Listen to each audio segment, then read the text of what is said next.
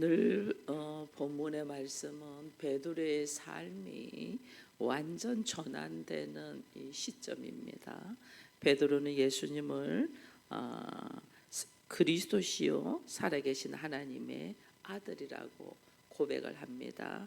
이 고백을 말미암아서 그에게 삶의 변화가 일어나고 그의 인생은 이 시점을 통해서 걸어가는 모습이 달라지거든요. 그래서 사실 오늘 여기 보니까 예수님께서 빌립보 가이사랴의 지방에 이르러서 예수님께서 제자들에게 질문을 해요. 그동안에 오병이의 기적도 일으키고 질병의 기적도 일으키고 아프고 병든 자들을 고치시고 죽은 자도 살리는 이 놀라운 표적들을 이 사람들이 받고 제자들도 받잖아요. 그래서 예수님이 질문을 합니다. 사람들이 인자를 누구라 하느냐라는 질문을 합니다. 예수님이 제자들을 하나님의 사람으로, 특별히 제사장으로서의 삶을 살 수 있는 하나님의 사람으로, 그리고 결국은 그것이 그리스도의 신부로서의 걸음을 걸어갈 수 있도록 이끄는 이 과정 속이거든요.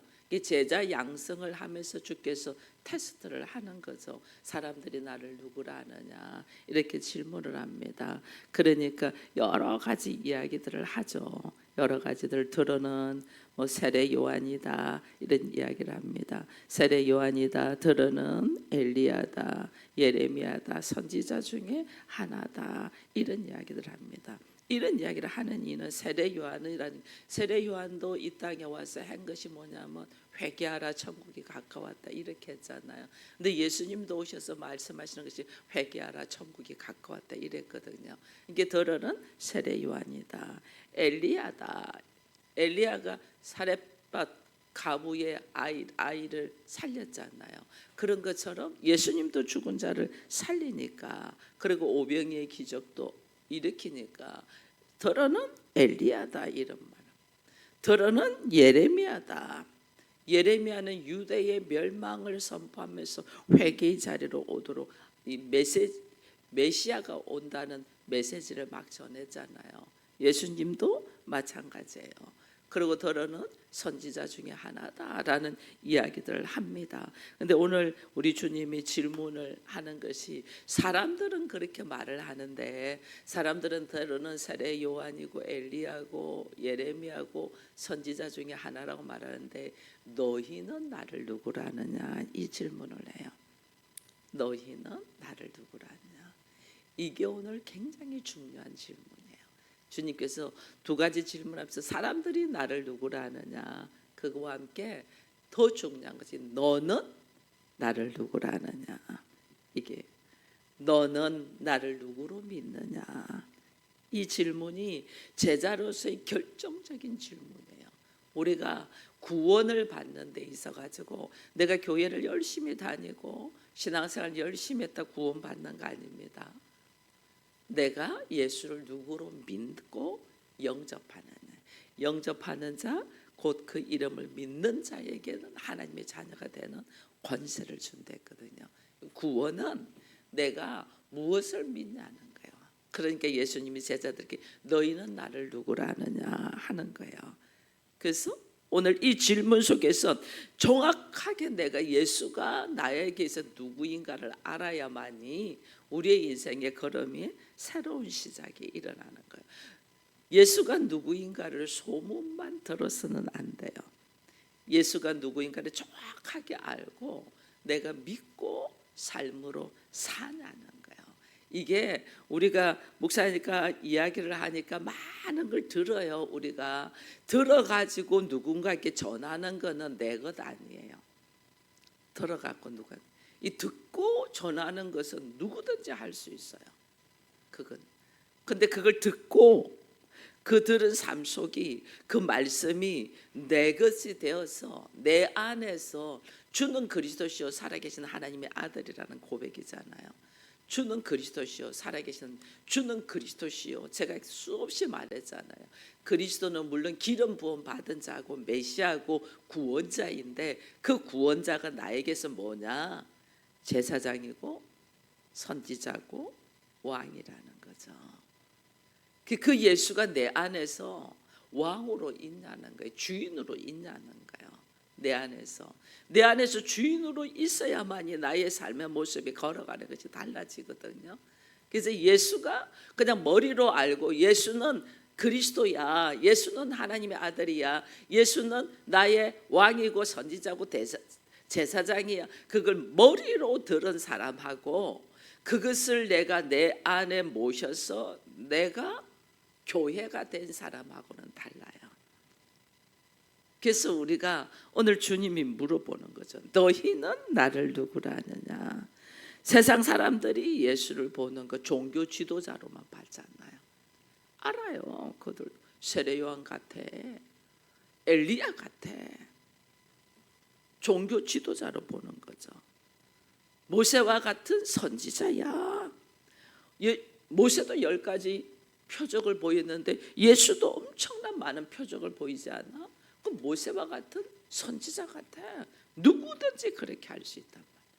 누구든지. 내가 보니까 예수는 그런 것 같아. 누구든지 말할 수 있어요.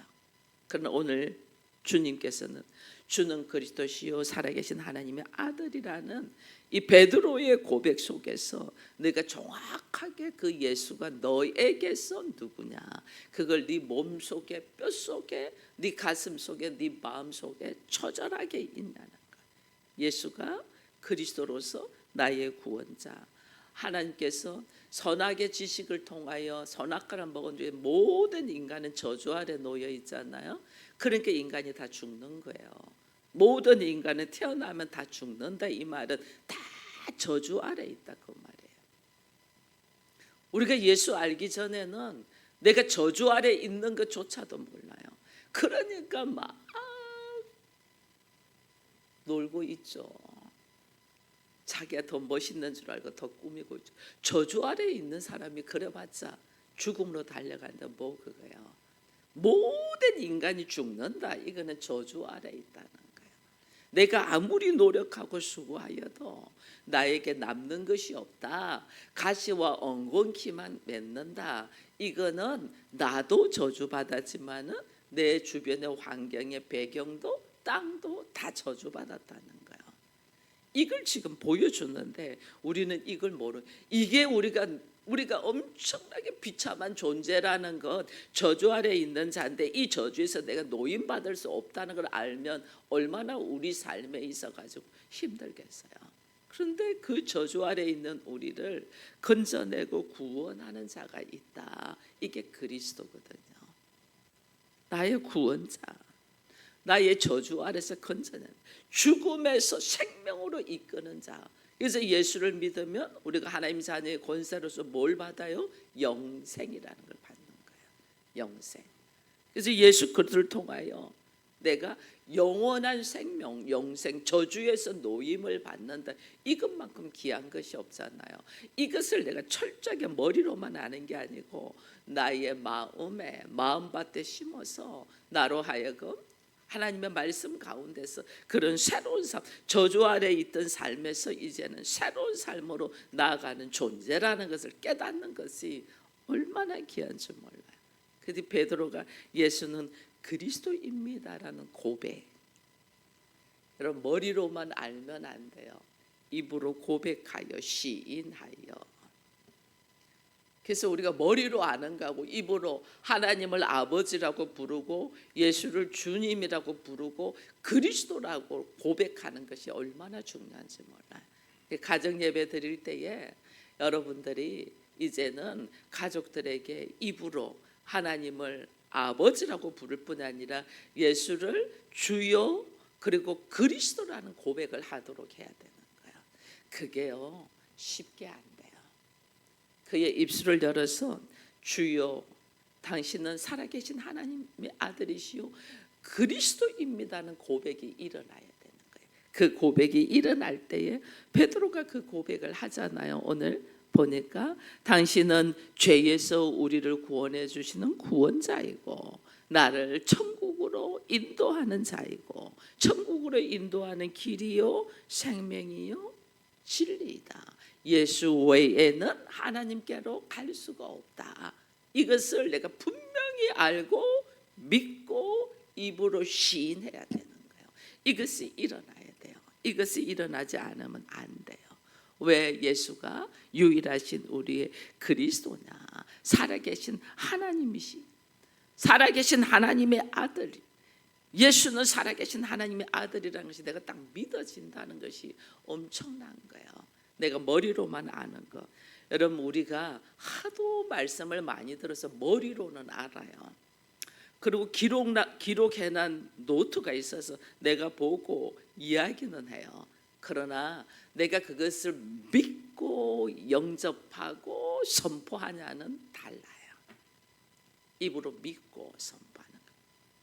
과거에요, 다락방이라는 그 종교단체가 있었잖아요.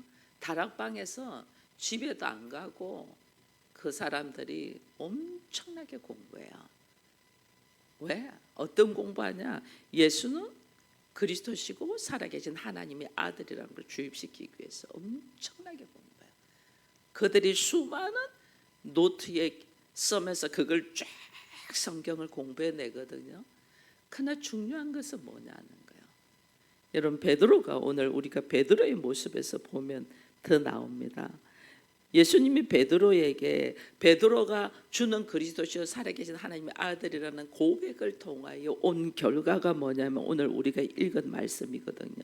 18절 이후에 17절에는 예수께서 대답하여 이르시되 바요나 시몬아 네가 복이 있다. 이것은 네가 알은 게 아니고 하나님께로부터 이걸 알게 되었다 하면서 이야기를 하죠. 이 말은 뭐예요? 베드로가 아직 이 말의 의미를 다 모른다는 거예요.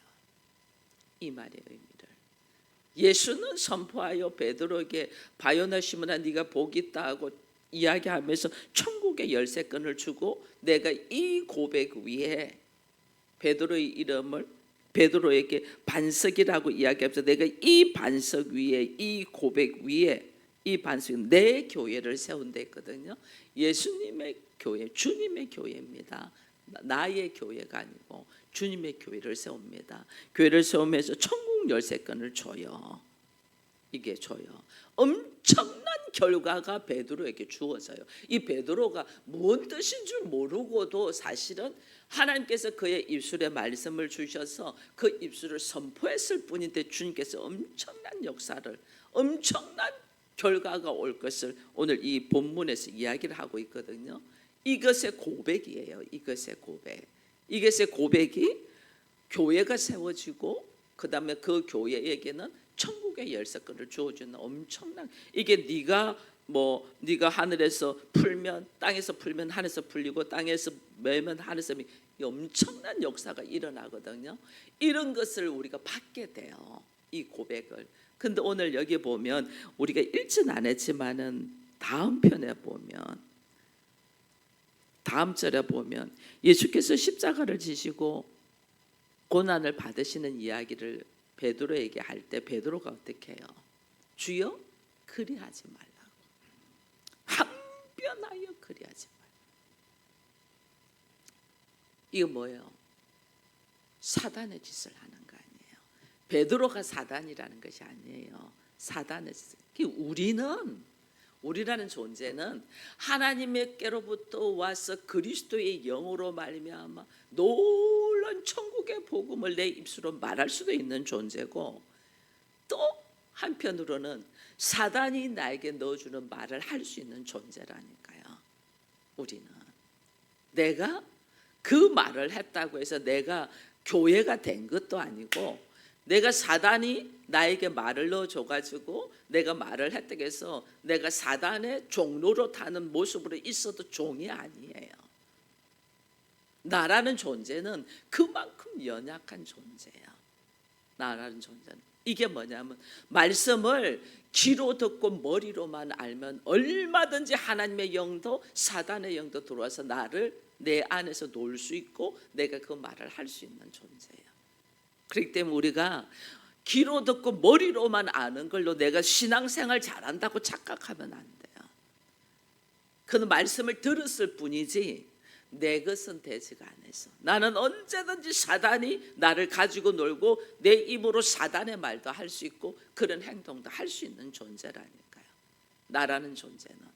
그게 예수님이 길이요 생명이고 진리라는 것은 예수께서 그 길로 아버지께로 올 수 있는 길로 나를 인도하는 과정 속에서 나는 뭐냐면 처절할 만큼 내 안에 주의 말씀이 들어와서 내가 교회가 되기를 위하여 깨어 있어야 되는 거예요. 내가 교회가 되기를 위하여. 하나님은 나를 교회로 선포했습니다. 하나님은 예수님은 베드로를 교회로 선포했습니다. 그러나 그 교회 안에 사단이 들어와서 휘저을 수도 있단 말이에요. 내가 이 말씀을 귀로 듣고 머리로만 아는 것으로 만족하지 말고 내 입을 통해서 다른 사람께 말씀을 전한 걸로 만족하지 말고 내가 교회가 되었냐는 거예요. 내가 교회가 되는 것이 중요한 거지. 내가 말씀을 듣고 지식으로 알고 있는 것이 중요한 것이 아니라니까요. 지식으로 알아가지고 입술로 그 말을 그대로 기도도 올려드리고 말도 전할 수는 있어요. 근데 그것이 나의 신앙의 모습은 아니라니까. 근데 우리는 착각하는 거예요. 들은 걸 가지고 내가 누군가에게 말을 해주고 들은 것 가지고 내가 기도는 하지만은 내가 그 모습이 아니라는 것을 우리는 밝히 깨달아. 그래서 큐티하는 거예요. 큐티. 그럼 큐티에 보면 알잖아요. 도무지 나는 하나님의 말씀과 다르게 살고 있는 내 모습을 발견하잖아요. 하나님의 말씀은 이렇게 말하는데 나는 교회의 모습을 못 갖추고 있잖아요. 그래서 발견해. 그래서 큐티를 하는 거예요. 큐티를 하면서 여전히 세상에 머물러 있고 여전히 하나님과 세상과 걸쳐 있는 내 모습을 보게 된다. 그럼 이거 뭐예요? 사단의 밥이다. 사단의 밥. 마음껏 가져. 오늘은 하나님의 말씀으로 말했다가 내일은 사단이 나를 지배해가지고 사단의 말을 할 수 있다. 지금 베드로의 모습이 이 모습이에요. 베드로의 모습.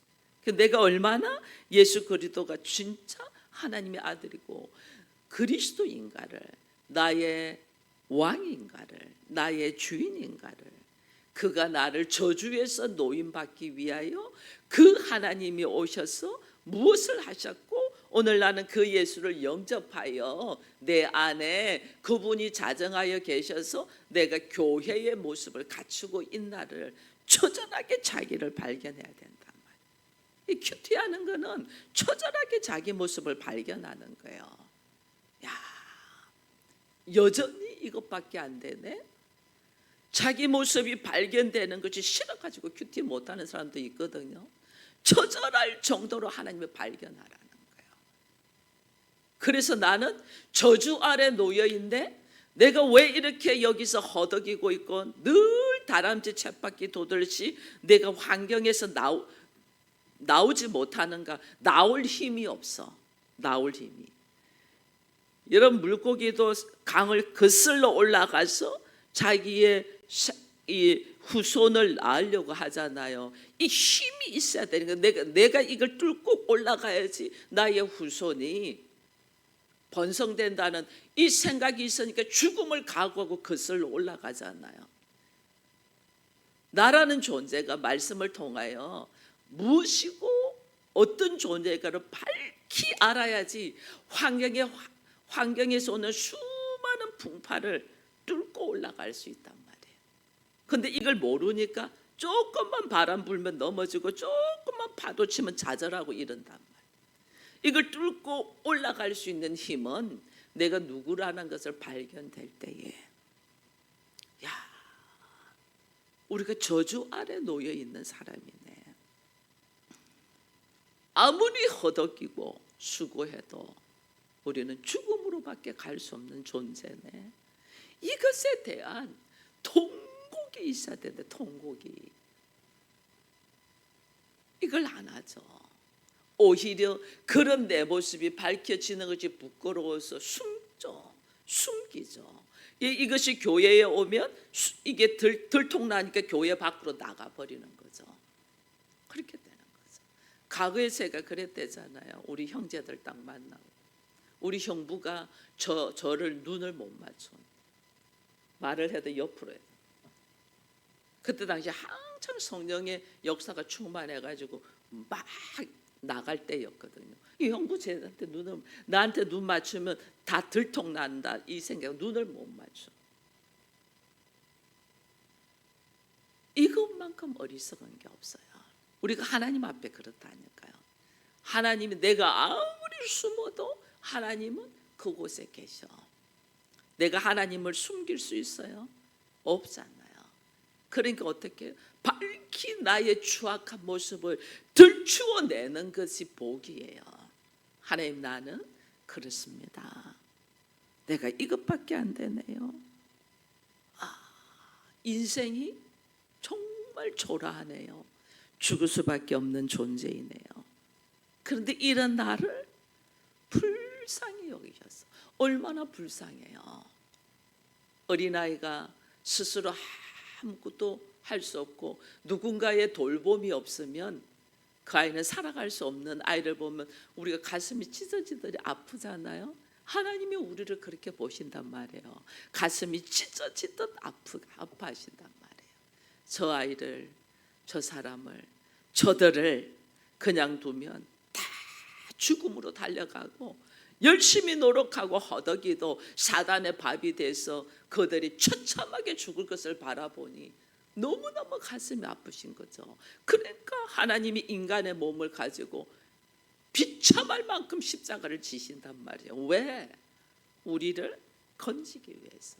그 은혜를 받은 자가 오늘 우리거든요. 그 은혜를. 근데 그 은혜의 가치를 누가 더 깨닫냐는 거예요. 누가? 처절하게 내가 죄인 것을 깨달은 자가 깨닫겠어요? 나는 괜찮아, 나는 이만하면 됐어, 나는 살만해 하는 사람이 깨닫겠어요? 그래서 간음하다가 현장에서 걸려온 여자가 처절할 만큼 예수 그리스도 앞에 헌신하잖아요. 그 여인이 죽음에서 건짐, 돌로 쳐서 맞아 죽는 자리에서 예수를 통하여 건짐을 받았잖아요. 그 여인이 처절 눈물 날 만큼 주를 섬기잖아요. 이게 오늘 우리가 내가 예수가 그리스도시요 살아계신 하나님이시고 나의 왕이고 나의 선지자고 나의 제사장이라는 이 의미가 무슨 의미인지 아직 내가 깊이 못 깨닫는다는 것은 내 모습을 밝히 드러내질 않는 거예요. 내 모습을 숨기는 거죠. 내 모습을 덮죠.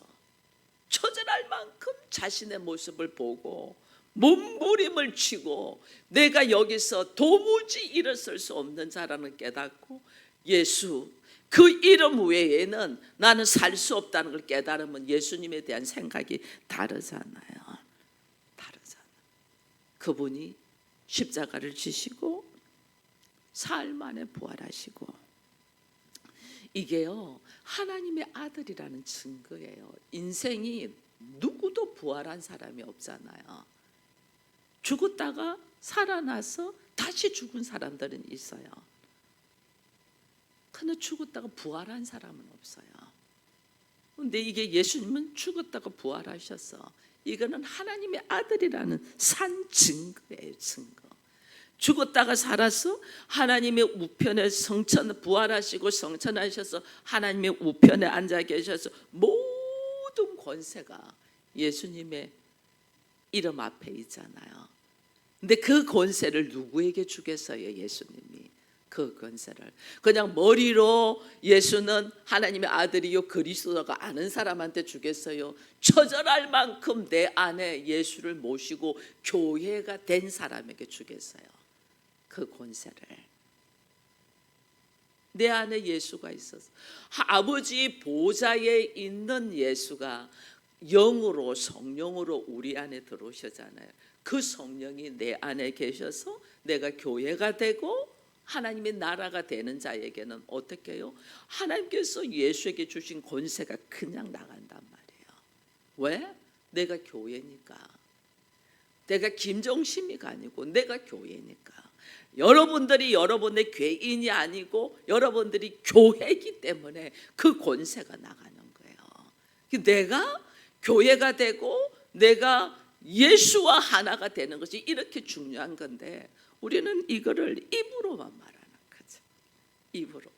주는 그리스도시요 살아계신 하나님의 아들입니다. 그 말하고 그 다음에 예수님에게 예수님이 십자가를 진다니까 그러지 말라고 이러고 있는 거예요. 이게 우리라는 거예요. 우리.